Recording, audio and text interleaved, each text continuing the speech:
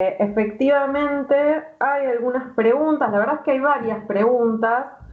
Eh, yo estuve recortando algunas, quizás podemos empezar con dos que me parece que están bastante vinculadas con las temáticas que fueron trabajando en las exposiciones y en todo caso podemos luego leer algunas más para que retomen en la medida de lo posible y el tiempo de la charla. Una de las preguntas dice, ¿qué lectura tuvo Trotsky y la oposición de izquierda, posteriormente Cuarta Internacional, en torno a los procesos revolucionarios en Cuba en la década del 30, como también la posibilidad de constituir un Estado obrero? Esa es una de las preguntas. No sé si se escuchó bien. Eh, Néstor, ¿vos la pudiste escuchar? Sí, yo te escuché. Perfecto. Y hay otra pregunta que dice, bueno, Trotsky y la Cuarta Internacional en relación a los nacionalismos burgueses de los países latinoamericanos y en general de los países atrasados, tuvieron un abordaje muy distinto a los partidos comunistas de América Latina. ¿Pueden precisar esos diferentes abordajes? Trotsky y Mariátegui, comunista peruano, ¿llegaron a conocer uno y otro sus análisis sobre América Latina? Estas son quizás dos preguntas que se pueden tomar. Me voy a fijar si hay alguna otra, pero me parece que son las que hacen bastante a las temáticas que venimos viendo en la charla. Bueno, hay una pregunta también, me parece solidaria. Dice, ¿cuál es la caracterización de Trotsky de países de América Latina como semicoloniales? Que algo de esto Mariano ya había mencionado en su intervención. No sé si quieren, quien quiere tomar la palabra, podemos mientras tanto tomar alguna pregunta más. Bueno, ¿me parece, Néstor? ¿Querés arranco? Sí, arrancar. Bueno, la primera lamentablemente va a ser muy corta, sobre Cuba, porque no tengo la respuesta. Pido disculpas. Soy historiador, como historiador, entre comillas, profesional, estudio el siglo XVIII y el comercio en el 1700, y en el cual mi tarea cotidiana está bastante alejada. Toda esta investigación sobre Trotsky, todo tiene que ver con la parte, aspecto militante, que todo militante tiene, pero no soy un especialista en el tema, como podría uno decir. Entonces voy a remitir a los textos de Gary Tennant sobre el trotskismo cubano, que sobre la década del 30, seguramente ahí van a encontrar las posiciones de la Cuarta Internacional probablemente, o de Trotsky sobre la lucha política en Cuba en el 30, y también los textos del compañero Daniel Gaido sobre el tema, que son muy instructivos, así que pido disculpas y no puedo más que ofrecer una recomendación bibliográfica. Lo que sí trabajé un poco más es la cuestión de Mariátegui.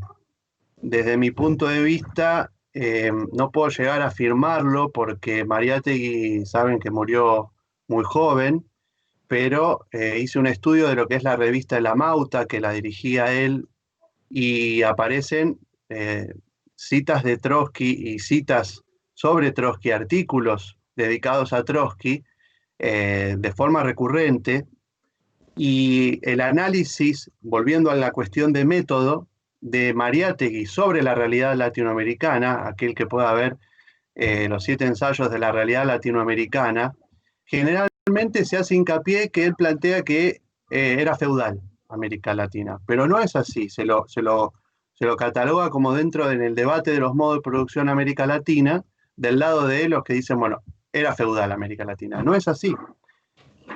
Señala que había una vinculación de 3 tipos de economía: la, la, la comunidad indígena, las relaciones sociales feudales impuestas por España en la conquista, e incluso focos de desarrollo de capital, como en la minería. Entonces había 3 distintos formas de relaciones sociales, lo cual implica un uso, digamos, más allá de señalarlo explícitamente o no, de la teoría del desarrollo desigual y combinado. Y él señalaba, fue muy díscolo Mariátegui en lo que fue la primera conferencia de partidos comunistas que se realizó en Buenos Aires en 1929, en cuanto a la formación de frentes populares y la lucha antiimperialista, con el objetivo de construcción de estados nacionales y de un objetivo etapista para la construcción del desarrollo del capital. Mariátegui planteaba que probablemente se podía equiparar la comuna indígena en Perú, en Bolivia, con la comuna rusa, ¿no? Que bueno, en los debates entre Marx y Béla Zasulich se planteaba la posibilidad de un salto de la etapa capitalista y la construcción del socialismo a partir de esa célula económica de relaciones sociales. Y hay un cambio muy abrupto luego de la muerte de Mariátegui en la revista La Mauta, que cae bajo el control de algún burócrata, evidentemente, porque saltan los artículos contra Trotsky. Pero nunca en vida de Mariátegui hay un elogio muy grande de la posición de Trotsky, y hay incluso un balance de por qué había sido derrotado frente a Stalin. Bueno, hay diferentes cuestiones de que Trotsky era un pensador y que estaba por el mundo y que Stalin se había quedado con el aparato, básicamente, ¿no? Bueno, no sé si respondí bien. Y lo último, con respecto a esto del concepto de semicolonial. Bueno, ese sí es un tema clave de dilucidar con mi investigación a través del vínculo que se establece en el siglo XIX entre el Río de la Plata e Inglaterra, y es un tema que me animo a decir que no tiene una respuesta, porque la categoría de semicolonia esconde una diversidad una diversidad de realidades distintas, con lo cual muchas veces puede ocultar más que mostrar. Entonces, no es lo mismo la Argentina que, por ejemplo, por El Salvador, o no es lo mismo Brasil que el Perú. Entonces, eh, para el caso, creo que Trotsky fue muy consciente, como decía Néstor recién, y también allá los compañeros en la exposición, se planteaba mucho Trotsky, se cuidaba mucho de dar recetas para algún país que desconocía, y señalaba que los partidos y los militantes no tenían que hacer estudios hagiográficos, por decir una manera, de, de las escrituras de los clásicos, sino estudiar las relaciones sociales y el desarrollo del capitalismo en cada país. Y por otro lado hablábamos con Néstor, no sé si lo mencionó o no, pero hoy a la tarde lo charlábamos. Ha corrido mucha agua debajo del río desde que incluso Trotsky escribió el programa de transición. Es decir, han pasado más de 80 años, el desarrollo de las relaciones sociales capitalistas a nivel global y en general y en particular en América Latina ha crecido, se han desarrollado para bien y para mal, es decir, mostrando todas sus contradicciones, como ayer señalaba Marcelo Ramal, mostrando su incapacidad en el periodo de posguerra por dar un nuevo desarrollo al conjunto del sistema y las crisis sistemáticas, esta última que hemos tenido en 2007-2008 y la actual que estamos viviendo.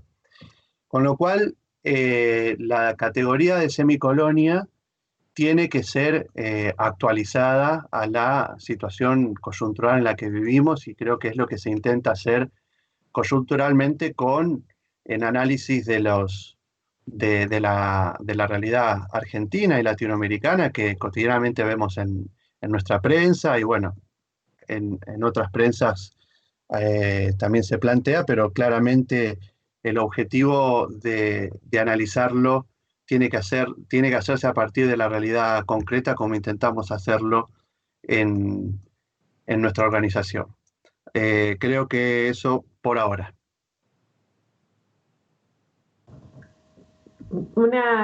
Antes de pasarle la pelota a Néstor, agrego algunas preguntas, aportes que hubo en el medio, así también las pueden tener en cuenta.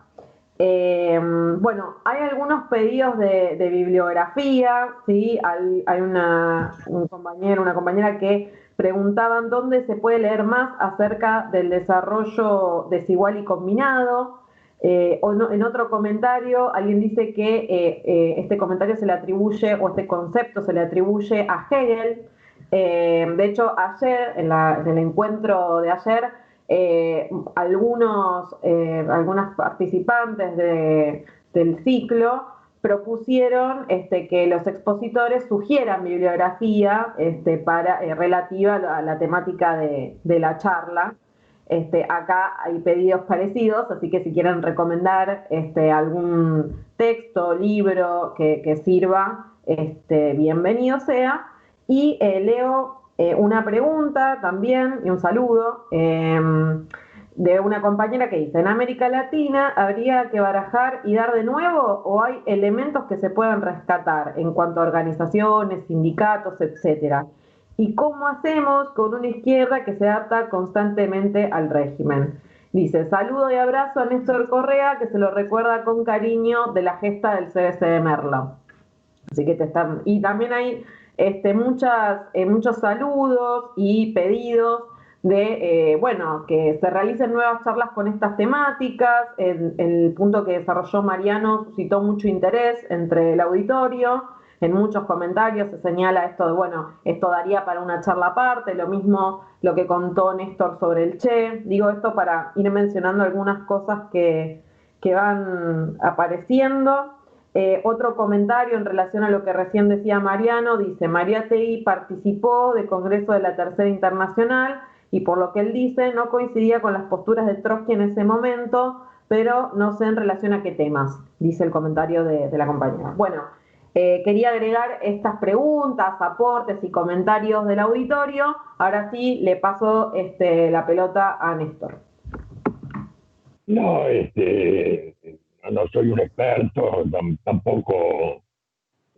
Sí recuerdo, y se puede recuperar como bibliografía, un texto que no sé si es directamente de Trotsky o de Rivera o de algunos de los compañeros en ese momento en México, que se refiere más de conjunto a los países del Caribe.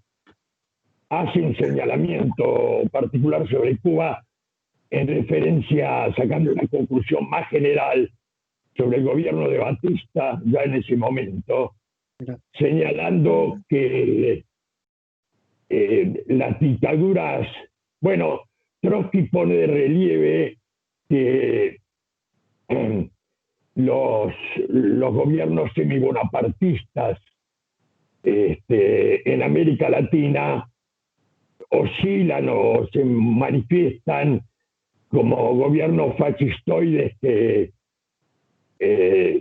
reprimen abiertamente a la clase obrera como su enemigo, como su fantasma y enemigo fundamental, y con aquellas que coquetean anulando toda forma de su independencia política, trabajando a fondo por evitar su desenvolvimiento, como en el caso del peronismo. Y señala en aquel texto, si no me equivoco, poniendo el ejemplo de Batista, que ese tipo de gobierno no puede hacerlo sin el apoyo abierto, directo, del capital financiero, del imperialismo, etcétera. Para todos ellos, y también para Cuba. Bueno, también hay en ese texto, ya es interesante, no lo recuerdo con detalle, señalan que las organizaciones de CIA y de la Baraja y de la burguesía cubana muestran a cada paso su impotencia y su inmovilidad, estamos en la década del 30, para hacer frente a la dictadura. Recordemos, además de paso, que el papel del estalinismo en Cuba. El gobierno de Batista llegó a contar como colaboradores a los dirigentes del Partido Comunista, que frente a ese otro gran debate, esa otra gran lucha contra los frentes populares, el gran enemigo del desarrollo de la conciencia y la organización de la clase obrera, eh, se manifestaba en el hecho de que el estalinismo promovía el apoyo a los gobiernos que estaban en el campo del imperialismo democrático contra el fascismo, esto luego del pacto del 38, y aún durante el 30. Entonces ahí en ese texto, que no voy a recordar cómo se llama, hay un análisis un poco más particular de los países del Caribe. En todos los casos, Trotsky plantea que solo la unidad antiimperialista y el planteo de los Estados Unidos socialistas de América Latina puede llevar a término la independencia y el desarrollo de nuestros países. No puedo decir lamentablemente mucho más sobre el tema. Ya se refirió Mariano a lo de Mariátegui. Creo que hay algo sobre los países semicoloniales. La pregunta era, o el planteo. La pregunta era sobre la caracterización que hace Trotsky sobre los estados semicoloniales. Es una pregunta bastante general, digamos. Y después estaba esta última pregunta en relación a elementos, digamos, que se puedan rescatar en cuanto a organizaciones, sindicatos en América Latina. Bueno, amplio. Bueno, primero quiero empezar, me voy a permitir, mandando un abrazo a el compañero de Merlo, el CBC de Merlo. Compañera. Y que aquel que quiera, pueda, me escriba, intercambiamos. Me emociona. Fue una gesta maravillosa. Defendimos la universidad pública Barso Partido, mantuvimos una ocupación de aquellas, fraternizamos como lo mejor y le dimos una lección al facho de Otachet, su policía, sus matones, algo realmente lindo. Entonces, un abrazo. No puedo dejar de permitirme este saludo. En segundo lugar, bueno, los países semicoloniales. Creo que ya lo señalé, lo quise señalar. Trotsky diferencia claramente a los países siguiendo la línea de Lenin, de la Tercera Internacional, entre países oprimidos y opresores, entre países imperialistas y países que son atrasados y dominados por él, impidiendo ya en esta etapa del capitalismo su desarrollo independiente, su autonomía, etcétera, y cómo esas tareas que en su momento correspondieron a la burguesía han pasado a manos de la clase obrera. De ahí el programa de transición tome todas las reivindicaciones transitorias, democráticas, antiimperialistas, nacionales, como puente para coronarlas con el gobierno obrero, la dictadura del proletariado y el desarrollo de la revolución a nivel internacional. Nuestros países tienen un desarrollo desigual y combinado porque, bueno, ya Mariano creo que lo señaló al principio, el mercado mundial capitalista en su desarrollo introduce esos desarrollos avanzados en la estructura de los países atrasados, profundizando incluso su deformación, haciendo avanzar algunos aspectos y bloqueando por completo otros, y el gran logro de esto, que es el desarrollo de una clase que puede portar el programa de la revolución, su organización, aún antes de un desarrollo capitalista avanzado, es decir, ser, como fue la Revolución Rusa, la avanzada, la Revolución Internacional, la transición hacia el socialismo de conjunto y punto de apoyo para una unidad revolucionaria de los trabajadores de todo el mundo. Da para mucho más el tema, etcétera. No sé. Mariano,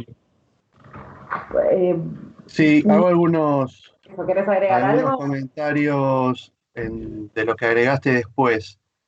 Respecto de la bibliografía, si les parece, más allá de que yo ahora menciono, después podemos poner en los links los libros o incluso las referencias. Respecto de la compañera que preguntó de desarrollo desigual y combinado, lo que se puede leer de Trotsky, que es lo más interesante porque él desarrolló el concepto en sus inicios, es Resultados y Perspectivas, que fue escrito en 1900. Después, esta crítica al programa de la Internacional que yo mencioné está en el libro La Internacional después de Lenin, que tiene muchas ediciones. Después el capítulo 1 de la historia de la Revolución Rusa está dedicado al concepto y la Revolución Permanente. Esos son los textos clásicos donde aparece desarrollado el concepto. Ahora es muy extraño, voy a decir, pero hoy en la academia está un poco de moda y hay congresos. El año pasado en Inglaterra dedicado al concepto de desarrollo desigual y combinado, impulsado por trotskistas que eran de allá bueno, no sé, no soy trotskólogo tampoco, entonces no me conozco todas las diversas organizaciones del trotskismo mundial, pero sí en lo que es en la producción académica. Entonces es muy sorprendente que revistas, no sé, de Cambridge publiquen, bueno, el concepto de desarrollo desigual y combinado para no sé qué. Después, respecto de Mariátegui, que yo sepa, Mariátegui no fue a ningún congreso de la Internacional Comunista. Al séptimo congreso de 1928 fue el congreso que más delegados fue, 6 delegados de América Latina, pero Mariátegui no. Yo me refería en 1929 a la conferencia latinoamericana que se hizo en Buenos Aires, que tampoco vino Mariátegui. Vinieron delegados de Perú que hablaron con las tesis de Mariátegui, ¿sí? Y que chocaron duramente con Codovila. Pero no había en ese momento una posición no estaba la oposición de izquierda representada en esa conferencia del 29, ¿sí? Pero bueno, puedo equivocarme en algo. Y después voy a hacer un comentario más respecto del concepto de semicolonia. Yo no había entendido que preguntaba, o si es que preguntó en base a qué es lo que dice Trotsky. Sí. Entonces ahí me gustaría aclarar dos cosas, porque en esta enorme variedad, imagínense que 3/4 parte del mundo es colonial y semicolonial. Entonces el programa de transición que busca ser un programa mundial del Partido Mundial de la Revolución. Entonces hay que hacer un programa para todo el mundo. Entonces está dividido en secciones. Bueno, para los países de Europa tal cosa y Estados Unidos, para los semicoloniales, los coloniales esto, pero es tan grande que alguna línea tiene que aclararse. Y ahí lo que dice Trotsky abiertamente es que las consignas transicionales van a tener que variar y van a tener que moverse o eliminarse de acuerdo al grado de atraso de cada país. ¿Y qué significa atraso? ¿De qué está hablando? Del desarrollo de las fuerzas productivas, del desarrollo de las relaciones sociales capitalistas. En ese sentido, esa mirada en la situación objetiva es un elemento determinante para analizar la gran variedad de semicolonias y colonias que hay en todo el mundo. Y ese desarrollo, según nuestra perspectiva, tiene un impacto en una determinada forma de Estado. Y generalmente son, como hemos señalado, burguesías que están interpenetradas por las burguesías más poderosas. En algunos casos se trata de burguesías oprimidas. No sé, no soy justamente especialista y no quisiera mencionar ejemplos incorrectos, pero uno puede llegar a pensar en Palestina o en algunas regiones, pero en América Latina hay que ver, porque lo que se señala es que son socias del imperialismo, es decir, poseen intereses interpenetrados, con lo cual me parece importante señalar el carácter dialéctico de las consignas transicionales. ¿Qué significa, qué quiero decir por dialéctico? Contradictorio. ¿Qué quiere decir contradictorio? Que es y no es. ¿Y cómo que es y no es? Luchamos por la independencia nacional, sí, pero la independencia nacional no es posible en el capitalismo. Sí, bueno, pero entonces luchás por la independencia nacional, sí y no. Y si luchás por la independencia nacional, ¿qué estás buscando? ¿La independencia nacional? No, estoy buscando el socialismo. Y eso lo dice claramente Trotsky. Es decir, en el desarrollo de las consignas, nosotros explicamos que puede darse el caso en que sea necesario luchar por una independencia nacional, pero que esa independencia nacional no puede frenarse ahí, como plantearía una etapa, por decir de una manera, de desarrollo capitalista, sino que en el concierto del desarrollo actual del sistema capitalista, en crisis, etcétera, etcétera, inmediatamente tiene que iniciarse la concentración de la economía, la planificación económica, que es el primer paso hacia la construcción del socialismo a escala global. Lucina, por lo que recuerdo ahora, creo que Mariático efectivamente nunca va a Moscú. Sí recorre Europa en varios países, ya en etapa de construcción de los partidos comunistas, y se dedica a estudiar en Europa el desarrollo de estos partidos. Parece que forma parte de su formación. Y otro detalle que me parece que no sé, no conozco el detalle, es que participa, junto con lo que vos dijiste, allá por el 29 en una conferencia sindical de izquierda revolucionaria en el 29 en Montevideo, en Uruguay.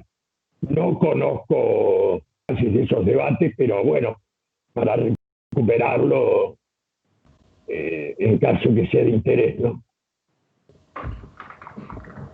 Bien, contamos con unos minutos más, si quieren hacer los expositores alguna observación, agregado, conclusión antes de cerrar. Si es así, tienen la palabra y bueno, si no, de lo contrario, pasamos a dar un cierre al encuentro. No, yo simplemente voy a aprovechar entonces para cerrar y despedirme, agradecer a todos los compañeros que estuvieron preguntando, mirándonos en esta situación tan particular que estamos viviendo y esperando que sacarle el compromiso a Néstor, que como ayer ya se organizaron los 3 de ayer una charla en alguna tarde-noche, nosotros nos organicemos también en Filo o en Socio apenas podamos reencontrarnos, esta nueva charla en vivo e en directo, y podamos dialogar cara a cara, que es lo que, y con un mate de por medio, que es lo que más nos gustaría. Y sí quiero plantear públicamente mi orgullo de estar acompañado no solamente por Luisina, pero también por Néstor, un compañero que con su propia vida ha mostrado este objetivo de que el partido es mucho más que una teoría y que si no se hace carne en la clase obrera no tiene ningún sentido. Así que un orgullo, Néstor, haber estado con vos en esta charla y espero que se repita.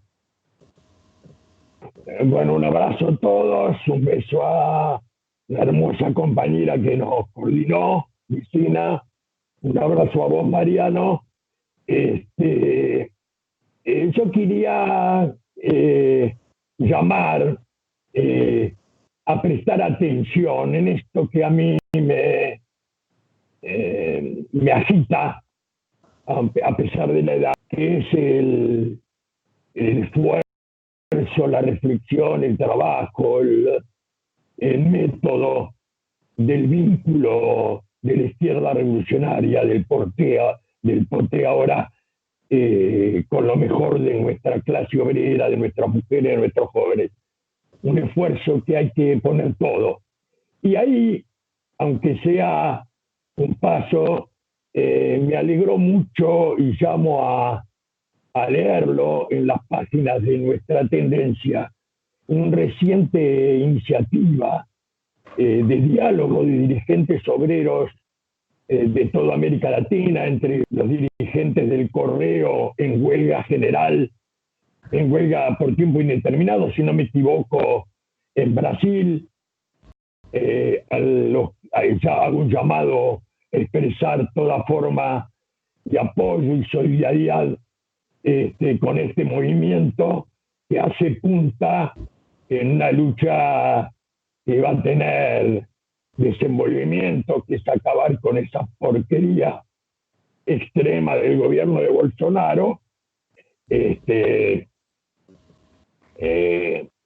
como expresión más acabada de la reacción en este periodo junto con Trump, etc.